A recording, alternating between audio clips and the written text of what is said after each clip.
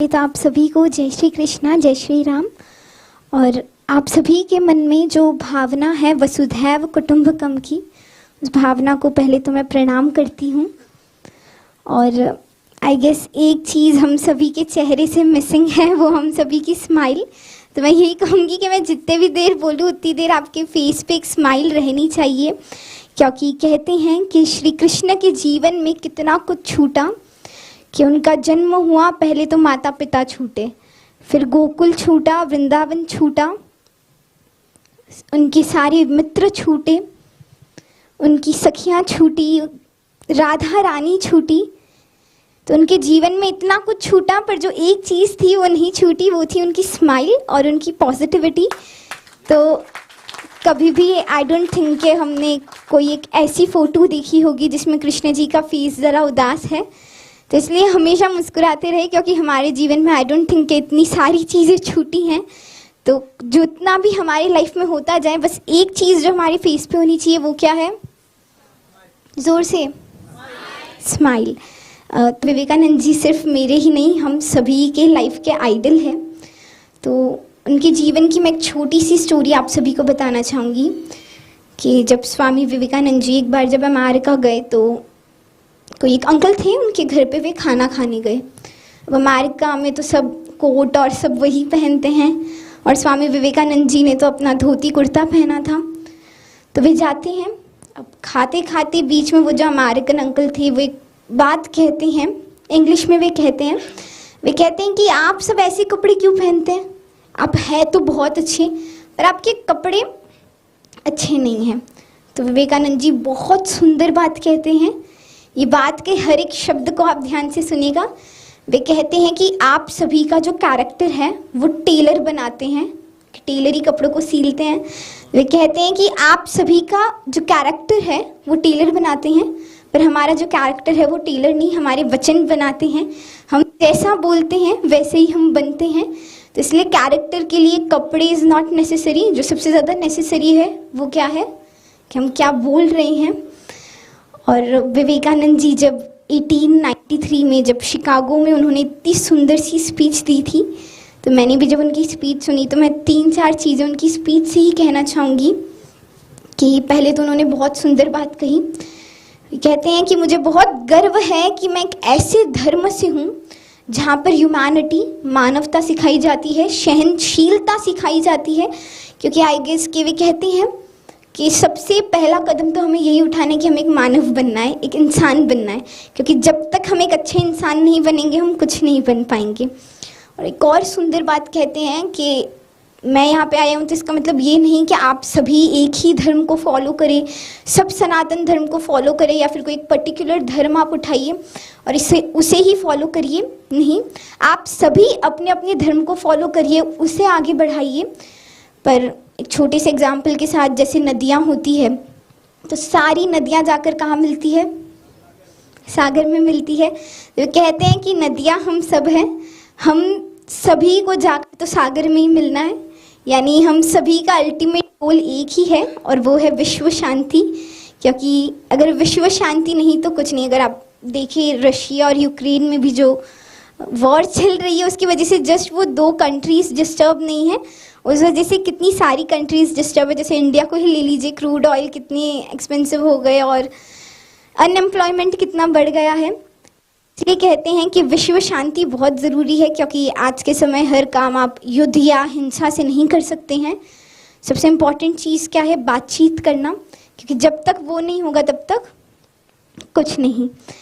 फिर जैसे मैंने स्टार्टिंग में कहा वसुधैव कुटुंबकम, तो उसका अर्थ यही है, वसुधैव यानी पृथ्वी, कुटुंबकम यानी परिवार।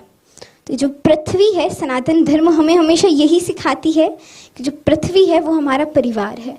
पृथ्वी में जितने भी लोग हैं, जितने भी जीव हैं, वे सब हमारे एक परिवार का हिस्सा है।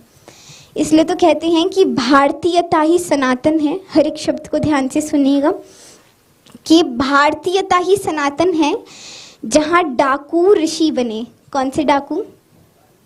वाल्मीकि जी के। वाल्मीकि जी पहले डाकू थे, पर उसके बाद जब उन्हें सब पता चला तो वे महान कवि बने और रामायण की रचना की।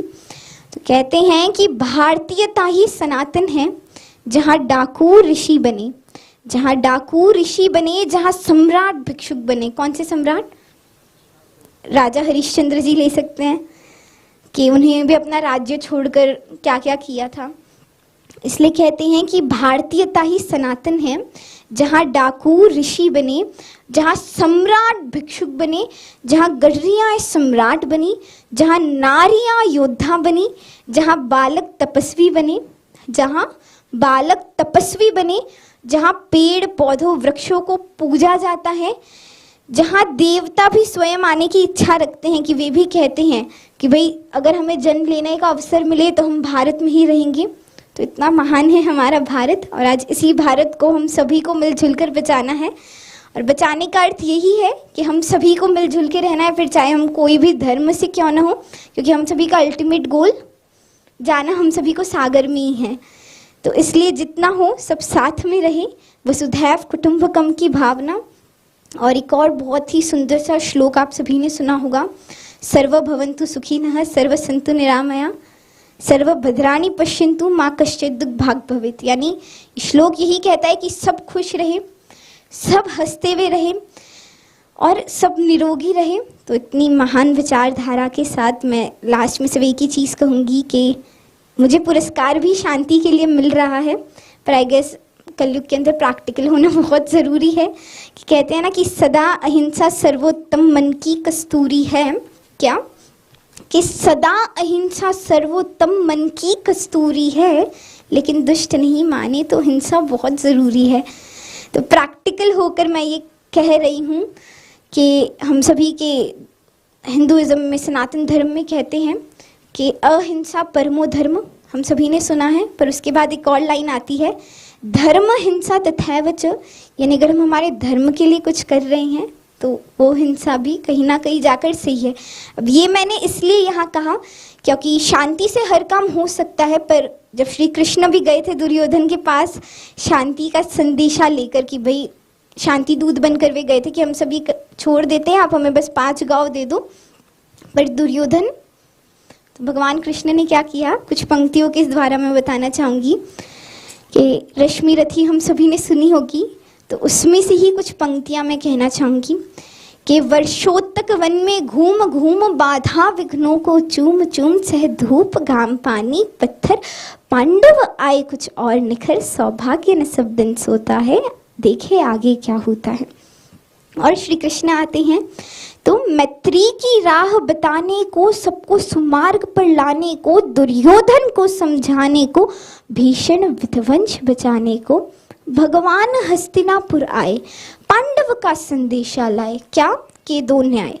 2 न्याय अगर तो आधा दो, पर इसमें भी कोई बाधा हो तो दे दो केवल 5 ग्राम और रखो अपनी धरती तमाम। पर दुर्योधन वह भी दे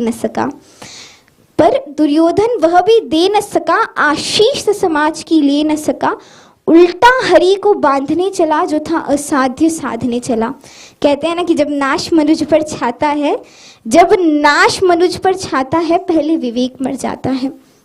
अब शांति से तो भगवान ने ट्राई कर लिया, पर उसके बाद कहते हैं कि हरि ने भीषण हुंकार किया, अपना स्वरूप विकराल किया, डगमग डगमग दिग्गज डोले, भगवान कुपित होकर बोले, जंजीर बढ़ाकर साध मुझे, हाँ हाँ दुर्योधन बांध मुझे।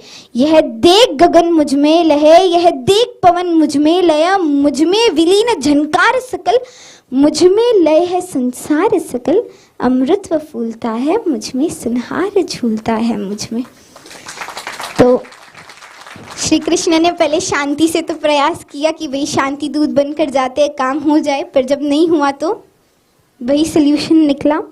और एक चीज़ जो हम सभी को पता है कि भारत अभी G20 का अध्यक्ष बन चुका है, जो बहुत गर्व की बात है। एक बार जोरदार तालियां उसके लिए। और G20 का बहुत ही सुंदर स्लोगन है कि 1 अर्थ 1 फैमिली 1 फ्यूचर, यानी एक ही अर्थ है, हम सभी एक फैमिली हैं और हम सभी का एक ही फ्यूचर है। और इसलिए मोदी जी कहते हैं ना, सबका साथ सबका विकास, एंड आई गेस वो हो रहा है, क्योंकि हम सभी के प्रेसिडेंट कौन है? द्रौपदी मुर्मू जी। और वे कहाँ से आते हैं, अगर उनकी भी लाइफ स्टोरी आप देखें तो आई गेस सबका साथ सबका विकास हो रहा है।